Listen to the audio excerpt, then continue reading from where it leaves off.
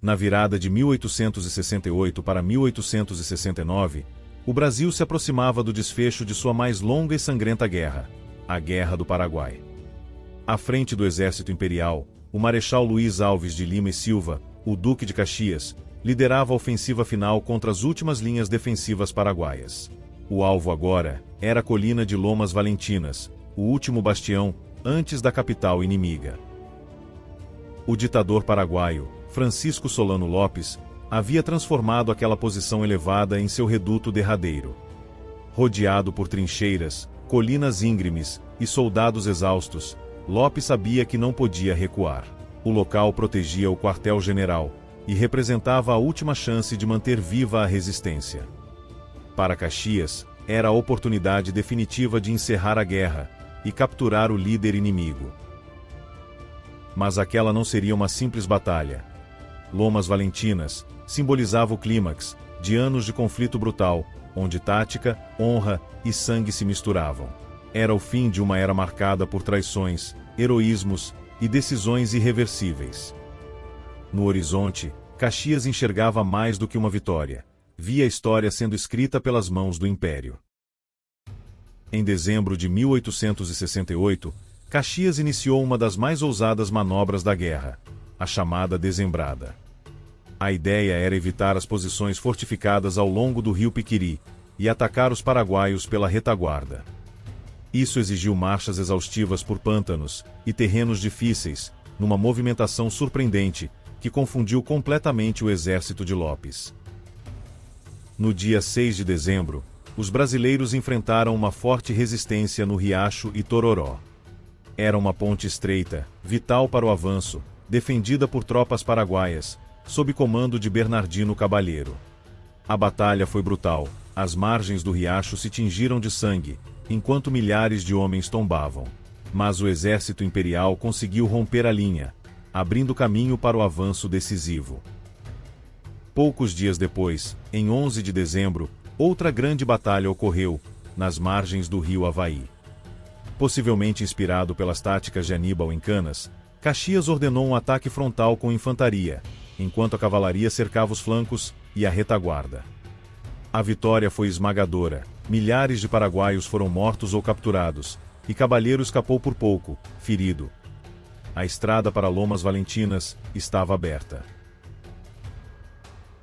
No dia 21 de dezembro de 1868, Caxias avançou com seu exército a partir de Vileta, com a colina de Itaibaté como objetivo principal. Era ali que Solano Lopes concentrava sua última linha defensiva, antes da queda definitiva de Assunção. O plano era realizar um ataque frontal, enquanto os aliados simulavam uma ofensiva, para desviar a atenção inimiga. O reconhecimento das defesas paraguaias teve pouco sucesso. Mesmo assim, Caxias seguiu com o plano. Às 15 horas do mesmo dia, duas colunas, comandadas por José Luiz Mena Barreto e Jacinto Bittencourt, lançaram-se contra as fortificações. Sob forte chuva, enfrentaram resistência feroz das brigadas paraguaias, o que acabou forçando um recuo parcial das forças imperiais nas primeiras horas do combate. Simultaneamente, o general João Manuel Mena Barreto atacou as trincheiras do rio Piquiciri. As posições estavam fragilizadas e mal guarnecidas, facilitando sua tomada. Essa vitória permitiu ao general argentino Guelli Obis mover suas tropas para cercar Lomas Valentinas pelo outro flanco. Caxias apertava o cerco, o ditador paraguaio estava agora encurralado por todos os lados. Nos dias seguintes, as tropas de ambos os lados receberam reforços. Em 24 de dezembro, Caxias e Guelli Obis ofereceram termos de rendição a Solano Lopes. A resposta foi rápida e previsível. O ditador recusou qualquer proposta. Ele preferia morrer lutando a se render, mesmo diante de uma situação claramente insustentável para suas forças.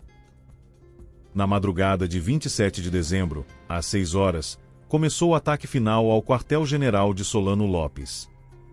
Caxias dividiu suas tropas em 3 colunas. As 2 primeiras foram comandadas por Mena Barreto e Bittencourt, e a terceira por Guelli Obis, com soldados argentinos e uruguaios. A luta foi encarniçada, com cada trincheira sendo disputada, palmo a palmo, sob fogo intenso. Apesar da bravura dos paraguaios, ao final do dia, a colina de Itaibaté estava em mãos brasileiras. No entanto, um erro estratégico mudaria o rumo. Parte da tropa de Vasco Alves fora redirecionada para o ataque principal, deixando uma rota livre. Foi por esse ponto vulnerável que Solano Lopes conseguiu escapar, dando origem a suspeitas sobre o real interesse de Duque de Caxias em capturá-lo. Em 30 de dezembro, a fortaleza de Angostura, última posição de resistência organizada, rendeu-se ao exército imperial. Com 1.300 homens rendidos, a vitória parecia completa. O historiador Gustavo Barroso estimou mais de 8.000 baixas paraguaias e 1.227 brasileiras, somente nessa ofensiva final.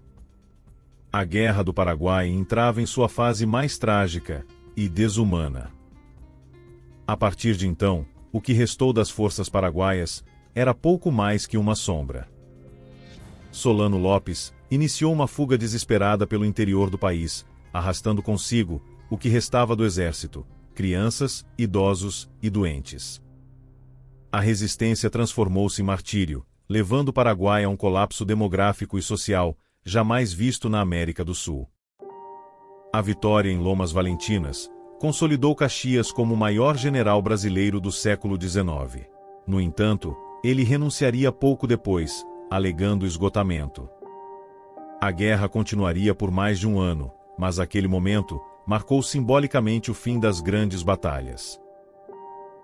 A última vitória de Caxias foi também o prenúncio de um trágico epílogo.